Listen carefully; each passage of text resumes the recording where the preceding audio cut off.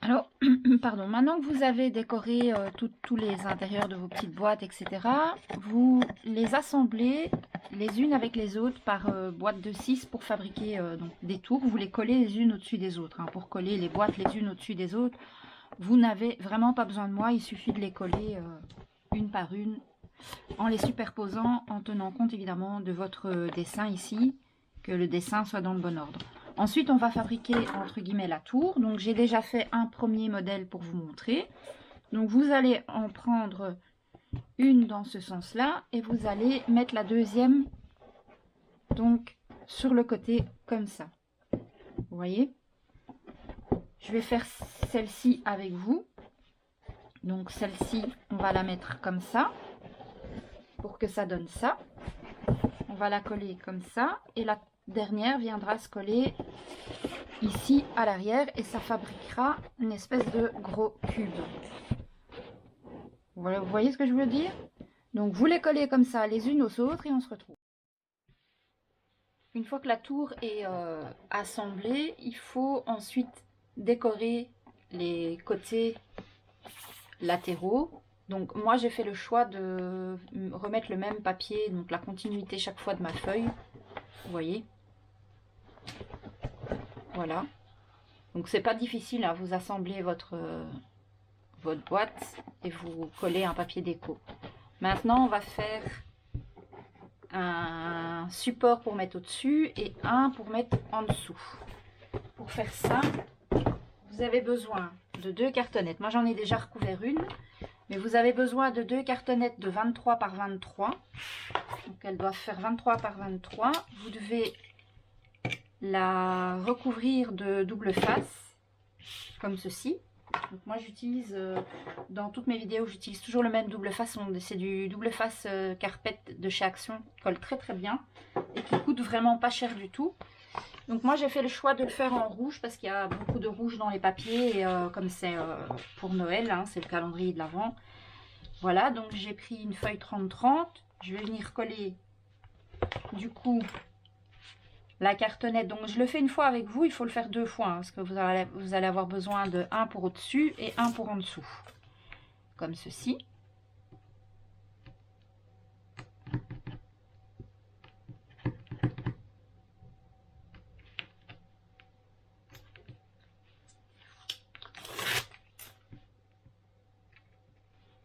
Bon, je décolle tous les protections double face, je colle sur mon truc et voilà, donc je l'ai collé pardon, au milieu à peu près de ma feuille. Maintenant, je vais prendre mon équerre et je vais venir recouper tout le contour pour avoir juste une petite languette pour recouvrir la cartonnette. Donc, recouvrir, c'est vraiment comme quand on recouvre les couvertures d'album, hein. Il n'y a rien de compliqué à ça.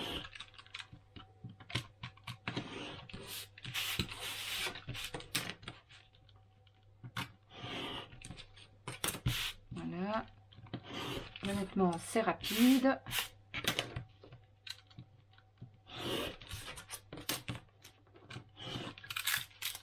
Une fois qu'on a fait ça, on va venir mettre du double face tout autour. Moi, c'est ce que je fais toujours. Je fais un contour de double face.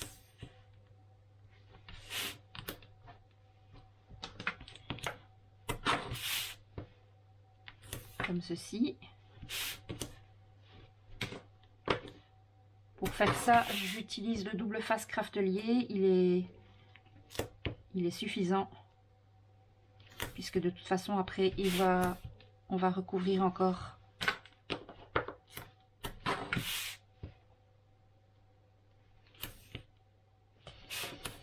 Voilà. Une fois que ça c'est fait, on va couper les coins pour faire 2 beaux coins.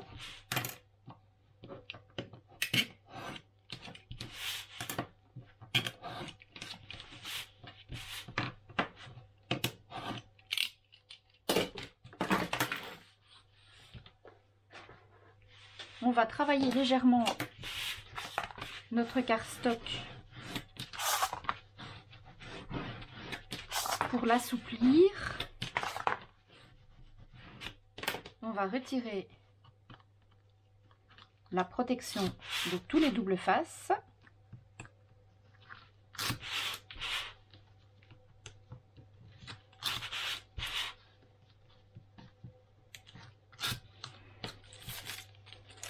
Et moi, j'aime bien rajouter chaque fois une ligne de colle là où il n'y a pas de double face. Et on vient travailler le papier bien contre la cartonnette. Et ensuite, on colle. Ensuite, on va faire le côté opposé.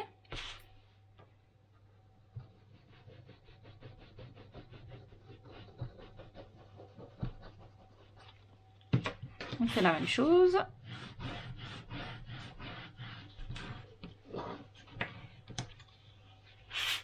Ensuite, on vient écraser les coins.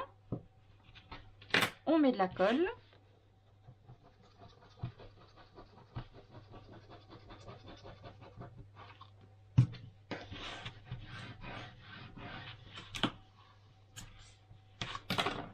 On prend notre petite chiffonnette.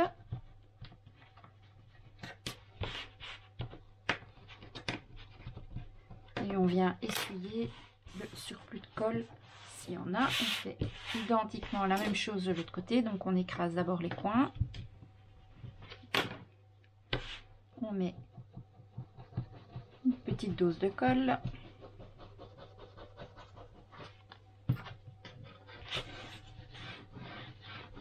On travaille bien le papier et quand on sent qu'il est bien assoupli, on le colle et ensuite à l'aide de la chiffonnette on vient retirer les petites traces de colle et vous pouvez constater que nous avons de magnifiques coins tout propre, tout beau. On va venir recouvrir cette partie-ci. Donc comme votre cartonnette fait 23 par 23, on va venir découper un morceau de 22,8 par 22,8. Tout simplement.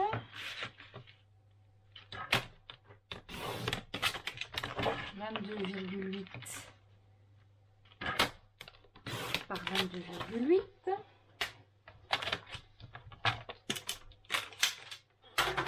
Et on va simplement venir recouvrir ici, comme ceci. Vous pouvez le faire au double face, moi je le fais à la colle, c'est largement suffisant.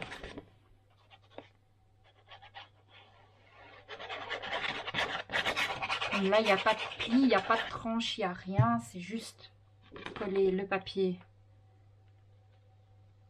pour recouvrir la partie qui est encore cartonnée. On peut le faire à la colle, surtout que ça va être la partie qui est en dessous et qui ne se verra pas. Donc maintenant qu'on a nos deux cartonnettes, comme ceci, vous allez faire un repère à 0,5 du bord à droite et à 0,5 du bord à gauche, et vous allez tracer comme un espèce de repère en forme de petit équerre, comme ça. Et vous faites la même chose ici, à 0,5 du bord gauche et à 0,5 du bas, et vous tracez. Pourquoi on fait ça? Tout simplement parce que notre création ici mesure 22 par 22, et donc pour être sûr de la coller bien centrée, on a fait des repères pour pouvoir venir mettre nos coins. J'essaye de vous montrer, mais je dois retirer ce qui traîne ici. Voilà, donc ici, on a fait les repères. Et c'est là où vont venir se déposer les coins de notre coffret. Et comme ça, vous aurez 0,5 tout autour de votre boîte. Alors, vous pouvez soit mettre la colle ici en dessous. Moi, perso, je vais mettre la colle ici. Donc, je vais faire un espèce de cadre tout autour à 0,5. Tout simplement. De toute façon, si vous le tracez pas trop épais, on ne le verra pas.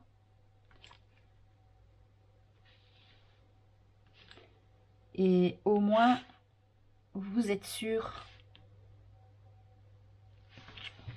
de pas trop abîmer votre boîte, parce que bon, si jamais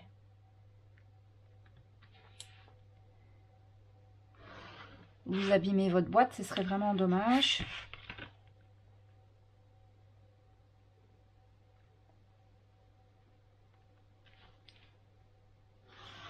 Comme ça, vous savez qu'à l'intérieur du carré, vous pouvez mettre votre colle. Sachant que la colle sèche transparent, vous savez qu'ici, tout à l'intérieur de votre tracé, pas trop près du bord parce que la colle s'étale, vous pouvez y aller et mettre votre colle. Donc, allez, rapprochez-vous du bord, mais pas trop près quand même, histoire que la colle ne déborde pas trop.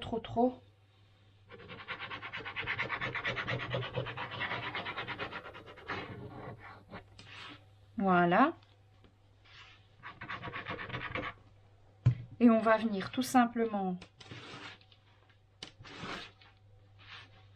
Je vais essayer de rester dans le cadre. Mais voilà.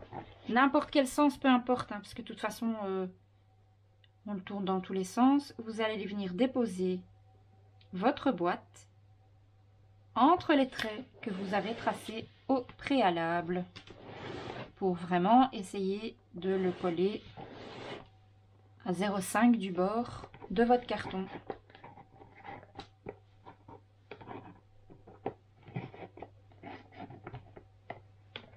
Voilà. Ensuite, on fait attention de ne pas trop écraser nos petites portes. Et pour mettre celui du dessus, moi je vais le retourner et je vais faire la même manipulation, tout simplement. Donc je veux que le beau côté, donc le beau côté, hein, celui qui a été recouvert, ici c'est avec le morceau qu'on a rajouté, ça je veux que ce soit comme ça. D'accord? Donc je vais simplement faire mon tracé de 0,5 sur le côté où j'ai collé le papier. En attendant, je mets celui-là sur le côté, ça lui permet de sécher dans son petit coin. Et là, je vais faire la même chose. Je vais me faire un petit cadre à 0,5 de partout.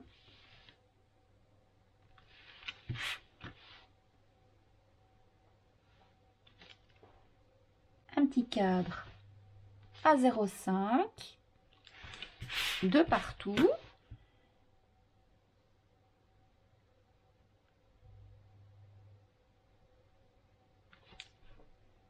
Une fine ligne. Voilà.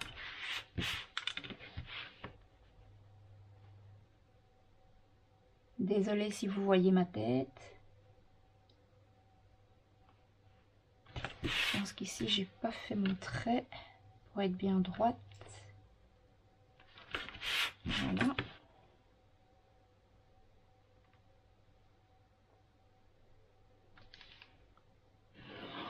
Un petit trait à 0,5.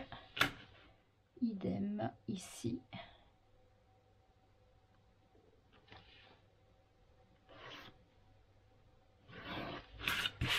Et le dernier. Voilà. Et on recommence. On met de la colle à l'intérieur du cadre que l'on vient de tracer. Donc, on fait attention, on s'approche du trait de crayon sans être trop dessus, parce que la colle s'étale. De toute façon, si jamais, par malheur, vous débordez un tout petit peu, la colle sèche, enfin, celle que moi j'ai en tout cas, elle sèche transparente. Donc, je vous conseille de prendre une colle qui colle vite, bien, mais qui colle, qui sèche de manière transparente. Hein. Comme ça, si jamais vous devez de temps en temps déborder un petit peu, c'est pas très grave, étant donné qu'une fois que ce sera totalement sec, on verra plus rien. Voilà. Donc là, étant donné que c'est difficile de le coller en déposant par le haut, je vais simplement prendre ma boîte et je vais la retourner comme ça et je vais faire la même chose. Je vais la déposer comme ceci, en essayant de la mettre le plus droit possible à l'intérieur du cadre que je me suis dessiné. Tant que la colle n'est pas sèche, on peut toujours bouger un petit peu sa réalisation. Voilà. Et maintenant, on peut sans problème retourner le tout. Voilà ce que ça donne. Alors, il y a deux possibilités. Soit vous vous arrêtez là et vous faites une belle déco sur le haut de votre boîte avec ce que vous voulez. Vous n'oubliez pas d'ajouter les petits chiffres. Bon, ça, je vous montrerai, je ferai une petite présentation rapide quand mon projet à moi sera complètement décoré. Vous allez voir, je vais mettre les chiffres de 1 à 24 sur les petites boîtes. Et normalement, je vais essayer de le faire maintenant hors caméra. Je pense, moi, rajouter une grande boîte ici, qui fera à peu près la superficie de mon carré là. Une grande boîte pour mettre un cadeau plus conséquent pour le 25, puisque c'est le jour de Noël. Donc, il y aura probablement une nouvelle boîte avec dessus, je pense, de nouveau une cartonnette, parce que je pense que ce sera une boîte tiroir qui sera là au-dessus. Ou une boîte qui s'ouvre comme ça. Je ne sais pas encore, avec une charnière. Possible aussi. Je vais réfléchir, je vais faire le prototype pour aller là au-dessus. Si jamais ça ne me plaît pas, je vais faire une décoration alors ici. Si jamais je fais la boîte, vous le saurez tout de suite après. Pour vous, ce sera tout de suite après maintenant. Ben, moi, je vais me mettre en pause le temps de continuer le reste du projet. Pour ceux qui ne veulent pas de 25e boîte, parce que le vrai calendrier de l'Avent, il n'y a que 24 boîtes, ben vous vous arrêtez là et vous faites toute votre déco, vous mettez vos petits chiffres et vous mettez vos petits présents dans les boîtes. Donc en attendant de voir la suite tout de suite pour vous et dans quelques heures probablement pour moi, je vous dis, scrapez bien, à tout de suite. Hein.